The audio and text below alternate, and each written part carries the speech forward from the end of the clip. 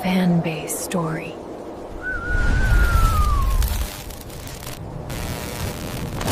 बिस्लापुर गांव में उस रात को बर्फ का कहर टूट रहा था। आसमान में बिजली ऐसे कड़क रही थी जैसे कोई विशाल पर्वत टूटकर गिर रहा हो। बारिश की बूंदें जमीन पर नहीं बल्कि किसी सैलाब की तरह बरस रही थी। गांव के बाहरी छोर पर बनी एक छोटी सी फूस की कुटिया के भीतर 3 दोस्त रितेश, सत्यम और सोनू कोने में रखी एक पुरानी लालटेन की मध्यम रोशनी उनके चेहरों पर नाच रही थी।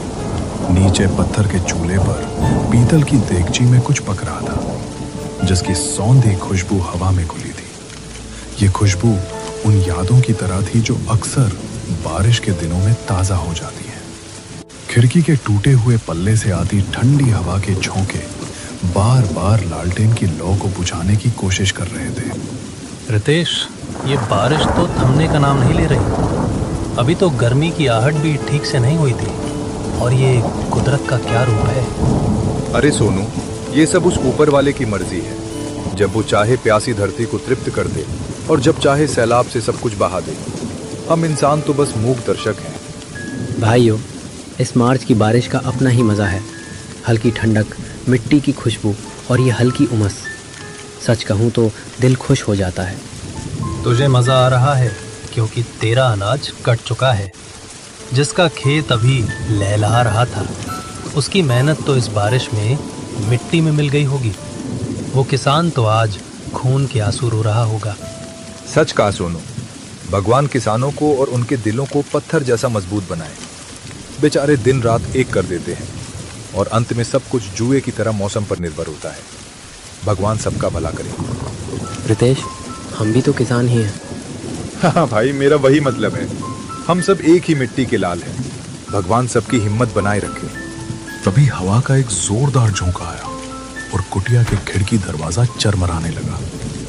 बाहर केवल काला अंधेरा था जिसे रह रहकर बिजली की कड़क सफेद कर देती थी। रितेश उठकर खिड़की बंद करने ही वाला था कि उसे दूर पगडंडी पर एक परछाई डगमगाती हुई दिखाई दी। तभी सोनू को याद आया, वैसे आज शंभू काका नहीं आए?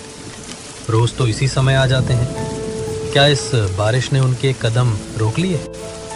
आते ही होंगे। काका की उम्र हो चली है, रास्ते में कहीं सुस्ता रहे होंगे। तभी दूर से एक टिमटिमाती रोशनी दिखाई दी। शंभू काका एक हाथ में फटा हुआ पुराना छाता और दूसरे हाथ में पीली रोशनी वाली टॉर्च लिए कीचड़ से बचते हुए कुटिया की ओर बढ़ रहे थे। आसमान में बिजली चमकी तो उनका झुककर चलता हुआ साया किसी प्राचीन तपस्वी जैसा लगा। जैसे ही वे अंदर आए, सोनू बोला, आइए काका, मुझे तो लगा आज आप इस तूफान में घर पर ही रहेंगे। काका सोनू के पास चारपाई पर बैठ गए। उनकी सांसें तेज थी, कुटिया में थोड़ी गर्म थी। आग की तपन से उनके ठिठुरे हुए बदन को राहत मिली, लेकिन उनकी आंखों में एक अजीब सी चमक थी, जैसे वे बाहर कुछ ऐसा देख आए हों जो शब्दों से परे था। वे हांफते हुए बोले, नहीं बेटा, कहीं नहीं जाता।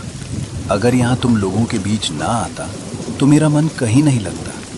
ये पुरानी यादें और तुम्हारी बातें ही तो जीने का सहारा है। कुछ देर खामोशी रही। बाहर बारिश की आवाज टप टप करके कुटिया की छत से संगीत पैदा कर रही थी। रितेश ने काका के लिए पीतल के गिलास में गर्म दूध डाला और उसमें थोड़ी सी अदरक कूट कर डाल दी। काका ने एक घूंट लिया और उनकी आंखों में थोड़ी चेतना लौटी। रितेश ने हिम्मत जुटाई और पूछा, काका, आपसे एक बात पूछनी थी, बुरा तो नहीं मानेंगे? अरे बेटा पूछ, तू तो मेरा अपना है, मैं बुरा क्यों मानूंगा? काका, क्या आप भोला काका के बारे में जानते हैं? मैंने गांव के चौराहे पर उनके बारे में और उस पुराने तालाब के रहस्य के बारे में कुछ सुना था। लोग कुछ अजीब बातें कर रहे थे। कहते हैं कि उस तालाब की मछलियां भी इंसानों की तरह बात करती हैं और रात को वहां से घुंघरुओं की आवाज आती है। क्या ये सच है? शंभू काका की आंखें अचानक स्थिर हो गई। उन्होंने चूल्हे की लाल होती आग की ओर देखने लगे। एक लंबा सन्नाटा छा गया। बाहर एक बार फिर बिजली कड़की, जिससे पूरी कुटिया एक पल के लिए दूधिया सफेद हो गई। फिर वे बोले, हाँ बेटा, वे बातें कोरी अफवाह नहीं है। भोला ने जो देखा वो किसी साधारण इंसान के बस की बात नहीं थी। उसने उस तालाब की गहराइयों में उन आत्माओं को देखा था जिनसे इस गांव का इतिहास जुड़ा है। वो तालाब सिर्फ पानी का गड्ढा नहीं है, वो एक दरवाजा है, एक ऐसी दुनिया का जिसे हम भूल चुके हैं। काका, हमें पूरी कहानी सुनाइए। हम बस आधा अधूरा जानते हैं। आप तो इस गांव के सबसे पुराने बाशिंदे हैं, आपसे बेहतर इसे कौन जानेगा। काका ने एक लंबी सांस ली और अपनी कहानी शुरू की। बेटा, ये बात तकरीबन 40 साल पुरानी है। तब बिस्लापुर ऐसा नहीं था जैसा आज है। बोला मेरा सबसे पक्का दोस्त था। हम दोनों मिलकर खेतों में काम करते थे और रात को इसी तरह आग के पास बैठकर गप्पे लड़ाते थे। बोला एक सीधा साधा इंसान था, लेकिन उसे एक अजीब बीमारी लग गई थी। वो जब भी रात को सोता उसे भयानक और खौफनाक सपने आते। एक रात वो दौड़ता हुआ मेरे पास आया।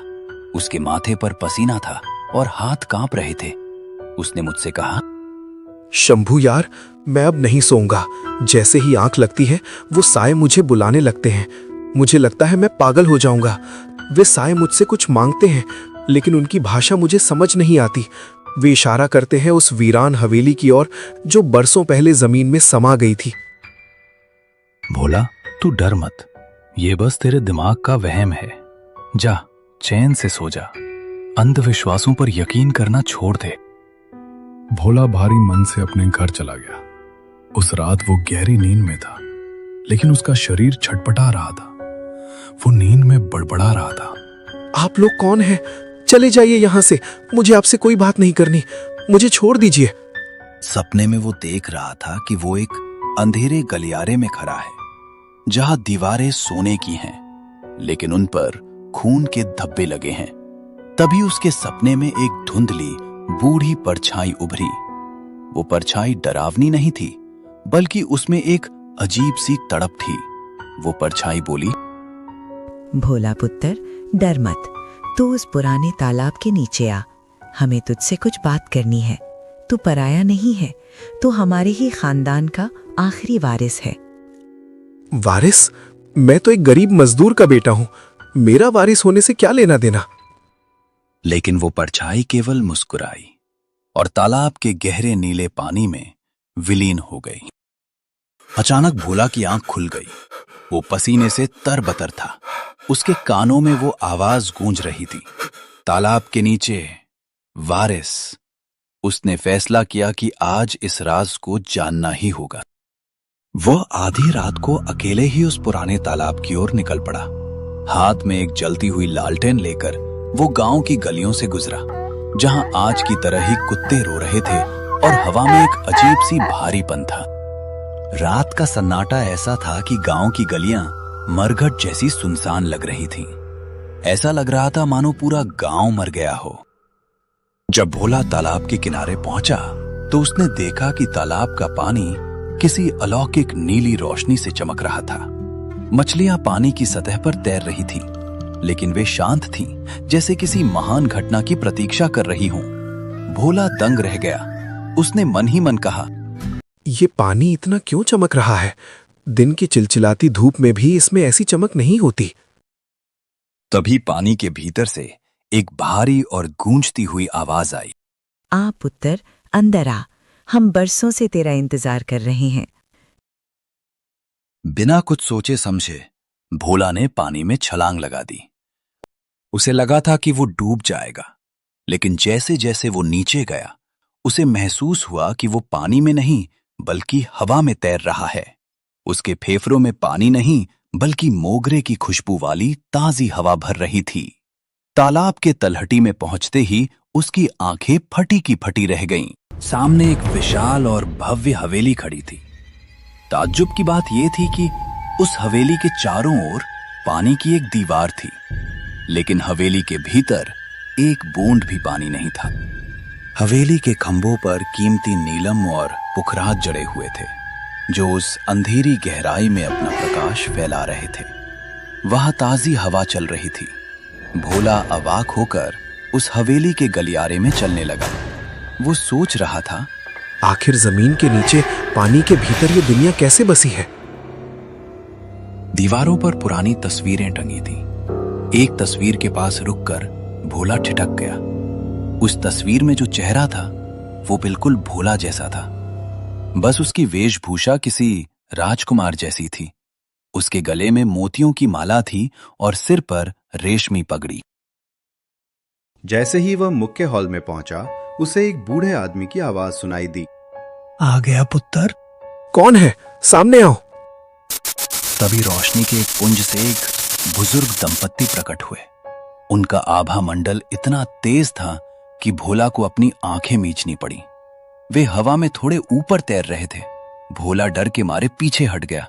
उसने पूछा, आप लोग कौन हैं और मेरे सपनों में बार बार क्यों आते हैं? बूढ़ा आदमी नम आंखों से मुस्कुराया और बोला, बेटा, मैं तेरा दादा हूं और ये तेरी दादी है। भोला सन्न रह गया। उसे यकीन ही नहीं हो रहा था।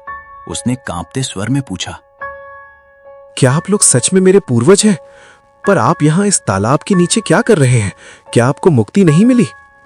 बेटा, हमें मुक्ति तो कब की मिल गई होती, लेकिन इस अधूरे काम ने हमें यहाँ रोक रखा है। हमारी आत्माएं इस वैभव के बीच कैद हैं, क्योंकि हमारे दिल में ग्लानि का बोझ है। ये जो तू देख रहा है, ये तेरी ही पुश्तैनी हवेली है। आज से 20-30 साल पहले यहाँ सूखा पड़ा था और भूकंप आया, जिससे ये पूरी जमीन धंस गई और बाद में यहाँ तालाब बन गया। दादी, अगर हम इतने अमीर थे तो आज मेरे माता पिता और मैं इतनी गरीबी में क्यों जी रहे हैं? हमें 2 वक्त की रोटी के लिए भी तरसना पड़ता है। मेरे पिता ने पूरी उम्र दूसरों के खेतों में पसीना बहाया है और मेरी माँ पुराने कपड़ों को सी सी कर गुजारा करती। दादा की आंखों से आंसू गिर पड़े। उन्होंने कहा, पुत्र, ये सब मेरी एक जिद और गलती का नतीजा है। तेरे पिता ने जब तेरी मां से शादी की थी तो मुझे वो रिश्ता पसंद नहीं था। तेरी मां एक गरीब लेकिन स्वाभिमानी किसान की बेटी थी। मेरे एक तथाकथित मित्र जगन्नाथ ने मेरे कान भर दिए थे कि तेरी मां कुलक्षणी है। उस दोस्त की नजर मेरी जायदाद पर थी। उसने मुझे मेरे ही बेटे के खिलाफ भड़का दिया। मैंने गुस्से में आकर तेरे पिता को फूटी कौड़ी दिए बिना हवेली से निकाल दिया। जब वे घर से जा रहे थे तो बाहर मूसलाधार बारिश हो रही थी। मैंने उन्हें एक छाता तक नहीं दिया। मेरी दौलत ने मुझे अंधा कर दिया था। जगन्नाथ ने बाद में मुझे भी धोखा दिया और इस हवेली के कागजात हड़पने की कोशिश की, लेकिन तभी कुदरत का कहर टूटा और ये पूरी हवेली जमीन में समा गई। उसी दिन से तेरे दादा का मन बोझिल रहने लगा। अपनी गलती सुधारने से पहले ही ये प्राकृतिक आपदा आ गई और हम इसी हवेली में दफन हो गए। हमारी आत्माएं तब तक भटकती रहती जब तक हम तुझ तक ये सच नहीं पहुंचा देते। अब जा बेटा, तेरे माँ और बाप तुझे ढूंढ रहे होंगे। मेरी तरफ से अपने पिता से माफी मांगना। कहना कि उनका पिता अपनी गलती पर शर्मिंदा था। ये जो तूने आज देखा है, इसे एक सपना मत समझना। ये हकीकत है जो तेरी तकदीर बदलेगी। भोला जाने लगा। तभी दादा ने उसे आवाज दी, पुत्र, एक बात याद रखना। अपने खेत के पास जो पुरानी भूसे वाली कुटिया है, जहां कभी हमारा पुराना अन्न भंडार हुआ करता था, उसके उत्तर दिशा के कोने को 5 फीट खोदना। वहां मैंने तेरे लिए कुछ छोड़ा है जो तेरी गरीबी मिटा देगा। भोला जैसे ही तालाब से बाहर निकला, वो पूरी तरह सूखा था, मानो वो पानी में गया ही ना हो। वो भागता हुआ घर पहुंचा। उसके माता पिता जाग चुके थे और उसे न पाकर परेशान थे। मां चिल्लाई, भोला, कहाँ गया था इतनी रात को? हम कितना डर गए थे। भोला ने हाफते हुए सब कुछ बताया। उसने बताया कि कैसे वो तालाब के नीचे गया, कैसे दादा दादी से मिला और कैसे दादा ने माफी मांगी है। भोला के पिता, जो अब बूढ़े हो चुके थे, उनकी आंखों से झरझर आंसू बहने लगे। उन्होंने कहा, बेटा, मुझे हमेशा से पता था कि मेरे बाबूजी किसी के बहकावे में आ गए थे। मैंने और तेरी माँ ने उन्हें उसी दिन माफ कर दिया था जब हम घर से निकले थे। औलाद कभी अपने माँ बाप से लंबे समय तक दुखी नहीं रह सकती। रिश्ते दौलत से नहीं, दिल से बनते। फिर पूरा परिवार उस पुरानी भूसे वाली कुटिया के पास पहुंचा। भोला ने फावड़ा उठाया और खुदाई शुरू की। ठीक 5 फीट नीचे उसे एक पुराना लकड़ी का संदूक मिला। जब उसे खोला गया तो सबकी आंखें चौंधिया गईं। उसमें सोने के जेवर, अशर्फियां और कीमती जवाहरात भरे हुए थे। लेकिन सबसे ऊपर एक पत्र था जिसमें लिखा था, मेरे बेटे, मुझे माफ करना।